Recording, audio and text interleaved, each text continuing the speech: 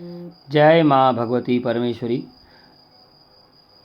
सप्त दिवसीय दुर्गा सप्तशती पाठ के तीसरे दिन का पाठ। आज चतुर्थ है। इंद्रादि देवताओं द्वारा देवी की स्तुति। सिद्धि की इच्छा रखने वाले पुरुष जिनकी सेवा करते हैं तथा देवता जिन्हें सब ओर से घेरे रहते हैं, उन जया नाम वाली दुर्गा देवी का ध्यान करें। उनके श्री अंगों की आभा काले मेघ के समान श्याम है। वे अपने कटाक्षों से शत्रु समूह को भय प्रदान करती है। उनके मस्तक पर आबद्ध चंद्रमा की रेखा शोभा पाती हैं। वे अपने हाथों में शंख, चक्र, कृपाण और त्रिशूल धारण करती है। उनके 3 नेत्र हैं। वे सिंह के कंधे पर चढ़ी हुई और अपने तीर से तीनों लोगों को परिपूर्ण कर रही है। ऋषि कहते हैं, अत्यंत पराक्रमी दुरात्मा महिषासुर तथा उसकी दैत्य सेना के देवी के हाथ से मारे जाने पर इंद्र आदि देवता प्रणाम के लिए गर्दन और कंधे झुकाकर उन भगवती दुर्गा का उत्तम वचनों द्वारा स्तवन करने लगे। उस समय उनके सुंदर अंगों में अत्यंत हर्ष के कारण रोमांच हो गया था। देवता बोले, संपूर्ण देवताओं की शक्ति का समुदाय जिनका स्वरूप है तथा जिन देवी ने अपनी शक्ति के संपूर्ण जगत को व्याप्त कर रखा है, समस्त देवताओं और महर्षियों की पूजनीय उन जगदम्बा को हम भक्तिपूर्वक नमस्कार करते हैं। वे हम लोगों का कल्याण करें। जिनके अनुभव, प्रभाव और बल का वर्णन करने में भगवान शेषनाग, ब्रह्मा जी तथा महादेव जी समर्थ नहीं है। वे भगवती चंडिका का संपूर्ण जगत का पालन एवं अशुभ भय का नाश करने का विचार करें। जो पुण्यात्मा के घरों में स्वयं ही लक्ष्मी रूप में, पापियों के यहाँ दरिद्रता के रूप में, शुद्ध अंतःकरण वाले पुरुषों के हृदय में बुद्धि रूप में, सतपुरुषों में श्रद्धा रूप में और कुलीन मनुष्य में लज्जा के रूप में निवास करती है, उन आप भगवती दुर्गा को हम नमस्कार करते हैं। देवी, आप संपूर्ण विश्व का पालन कीजिए। देवी, आपके इस अचिंत्य रूप का असुरों का नाश करने वाले भारी पराक्रम तथा समस्त देवताओं और दैत्यों के समक्ष युद्ध में प्रकट हुए आपके अद्भुत चरित्रों का हम किस प्रकार वर्णन करें। आप संपूर्ण जगत की उत्पत्ति के कारण हैं। आप में सत्वगुण, रजोगुण और तमोगुण, ये तीनों गुण मौजूद हैं, तो भी दोषों के साथ आपका संसर्ग नहीं जान पड़ता। भगवान विष्णु और महादेव जी आदि देवता भी आपका पार नहीं पाते। आप ही सबका आश्रय हैं। ये समस्त जगत आपका अंशभूत है, क्योंकि आप सबकी आदिभूत अव्यक्तता परा प्रकृति हैं। देवी, संपूर्ण यज्ञों में जिसके उच्चारण से सब देवता तृप्ति लाभ प्राप्त करते हैं, वह स्वाहा आप ही हैं। इसके अतिरिक्त आप पितरों को भी तृप्ति का कारण है, अतएव सब लोग आपकी स्वधा भी कहते हैं। देवी, जो मोक्ष की प्राप्ति का साधन है, अचिंत्य महाव्रत स्वरूपा हैं, समस्त दोषों से रहित जितेंद्र तत्व को ही सार वस्तु मानने वाले तथा मोक्ष की अभिलाषा रखने वाले मुनिजन जिसका अभ्यास करते हैं, वह भगवती परा विद्या आप ही हैं। आप शब्द स्वरूपा हैं। अत्यंत निर्मल ऋग्वेद, यजुर्वेद, उद्गीत के मनोहर पदों के पाठ से युक्त साम वेद का यह आधार आप हैं। आप देवी त्रयी, तीनों वेद और भगवती 6 शिरों से युक्त हैं। इस विश्व की उत्पत्ति तथा पालन के लिए आप ही वार्ता, खेती में आजीविका के रूप में प्रकट हुई हैं। आप संपूर्ण जगत की घोर पीड़ा का नाश करने वाली हैं।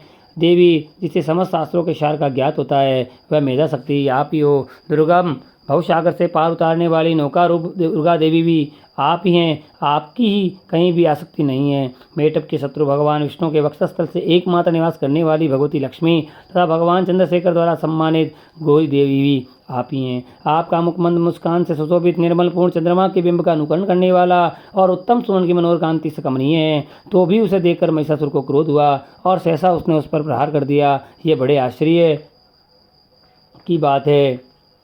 देवी, वही मुख जब क्रोध से युक्त होने पर उदय काल के चंद्रमा के भांति लाल और तनी हुई भौं के कारण विकराल हो उठा, तब उसे देखकर जो महिषासुर के प्राण तुरंत ही निकल गए। यह उससे भी बढ़कर आश्चर्य की बात है, क्योंकि क्रोध में भरे हुए यमराज को देखकर भला कौन जीवित रह सकता है। देवी, आप प्रसन्न हो। परमात्मा स्वरूप आपके प्रसन्न होने पर जगत का अभ्युदय होता है और क्रोध में भर जाने पर आप तत्काल ही कितने कुलों का सर्वनाश कर डालती है। ये बात अभी अनुभव में आई है, क्योंकि महिषासुर की यह विशाल सेना क्षण भर में आपकी कोप से नष्ट हो गई है।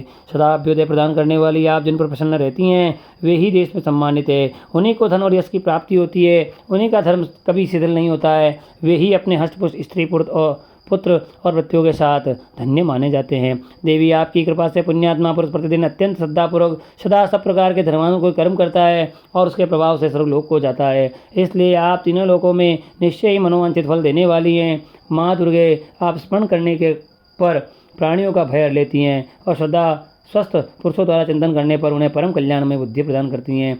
दुख, दरिद्रता और भय हरने वाली देवी, आपके सिवा दूसरी कौन है जिसका चित्त सबका उपकार करने के लिए सदा ही दयाद्र रहता है। देवी, राक्षसों के मारने संसार को सुख मिले और ये साक्षात चिरकाल तक नरक में रहने के लिए भले ही आप पाप भले ही पाप करते रहे हों, इस समय संग्राम में मृत्यु को प्राप्त होकर स्वर्ग लोक में जाएं। निश्चय यही सोचकर आप शत्रुओं का वध करती हैं। आप शत्रुओं पर शस्त्रों का प्रहार क्यों करती है? समस्त असुरों को दृष्टिपात मात्र से ही भस्म क्यों नहीं कर देती हैं? इसमें एक रहस्य है। ये शत्रु भी हमारे शस्त्रों से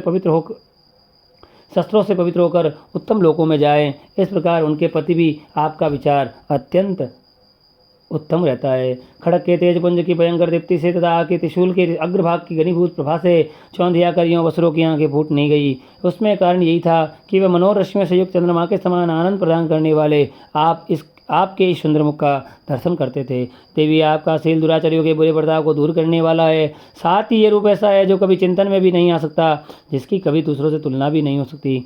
आप का बल और पराक्रम तो उन दैत्यों का भी नाश करने वाला है जो कभी देवताओं के पराक्रम को भी नष्ट कर चुके थे। इस प्रकार आपने शत्रुओं पर भी अपनी दया की प्रकट की है। वरदायिनी देवी, आपके इस पराक्रम किसके साथ तुलना हो सकती है? शत्रुओं को भय देने वाला अत्यंत मनोहर ऐसा रूप भी आपके सिवा और कहाँ है? हृदय में कृपा और हृदय में युद्ध में निष्ठुरता, ये दोनों ही बातें तीनों लोगों के केवल आप में ही देखी गई हैं। माता, आपने शत्रुओं का नाश करके इस समस्त लोक की रक्षा की है। उन शत्रुओं को भी युद्ध भूमि में मारकर स्वर्गलोक में पहुंचाया है तथा उन्मत्त दैत्यों से प्राप्त होने वाले हम लोगों के भय को दूर कर दिया है। आपको हमारा नमस्कार है। देवी, आप शूल से हमारी रक्षा करें। अंबिके, आप खड़िक से रक्षा करें। घंटा की ध्वनि और धनुष की टंकार से भी हम लोगों की रक्षा करें। चंडिके, पूर्व पश्चिम और दक्षिण दिशा में आप हमारी रक्षा करें तथा ईश्वरी, अपने त्रिशूल को घुमाकर आप उत्तर दिशा में हमारी रक्षा करें। तीनों लोकों में आपके जो परम सुंदर एवं अत्यंत भयंकर रूप विचरते रहते हैं, उनके द्वारा भी आप हमारी रक्षा करें। इस भूलों की रक्षा करें। अंबिके, आपके घर वल्लभों में शोभा पाने वाले खड़ग, शूल और गदा आदि जो अस्त्र हैं, उन सबके द्वारा आप सब और से हम लोगों की रक्षा करें। ऋषि कहते हैं, इस प्रकार जब देवताओं ने जगन माता दुर्गा की स्तुति की और नंदन वन के दिव्य पुष्पों एवं गंध बंधन आदि के द्वारा उनका पूजन किया, फिर सबने मिलकर जब भक्तिपूर्वक दिव्य धूपों की सुगंध निवेदन की, तब देवी ने प्रसन्न वदन होकर प्रणाम करते हुए सब देवताओं से कहा। देवी बोली, देवताओं, तुम लोग मुझसे जिस वस्तु की अभिलाषा रखते हो और उसे मांगो। देवता बोले, भगवती ने हमारी सब इच्छा पूर्ण कर दी, अब कुछ भी बाकी नहीं है, क्योंकि हमारा ये शत्रु महिषासुर मारा गया। महेश्वरी, इतने पर भी यदि आप हमें वर देना चाहती हैं तो हम जब जब आपका स्मरण करें तब तब आप दर्शन देकर हम लोगों के महान संकट दूर कर दिया करें। प्रसन्न मुखी अंबिके, जो मनुष्य इस स्रोतों द्वारा आपकी स्तुति करें, उसे वित्त, समृद्धि और वैभव देने के साथ ही उसकी धन और स्त्री आदि संपत्ति को भी बढ़ाने के लिए आप सदा हम पर प्रसन्न रहें। ऋषि कहते हैं, राजन, देवताओं ने जब अपने तथा जगत के कल्याण के लिए भद्रकाली देवी को इस प्रकार प्रसन्न किया, तब वे तथास्तु कहकर अंतर्ध्यान हो गई। भूपाल, इस प्रकार पूर्व काल में तीनों कालों का हित चाहने वाली देवी जिस प्रकार देवताओं के शरीर से प्रकट हुई थी, वह सब कथा मैंने कह सुनाई है। अब पुनः देवताओं को उपकार करने वाली वे देवी दुष्ट दैत्यों तथा शुम्भ निशुम्भ का वध करने के लिए एवं सब लोगों की रक्षा करने के लिए गौरी देवी के शरीर से जिस प्रकार प्रकट हुई थी, वह सब प्रसंग मेरे मुँह से सुनो। मैं उसका तुमसे यथावत वर्णन करता हूँ। श्रीमद् इति श्री मार्कंडेय पुराणे सावर्ण की मंत्रे देवी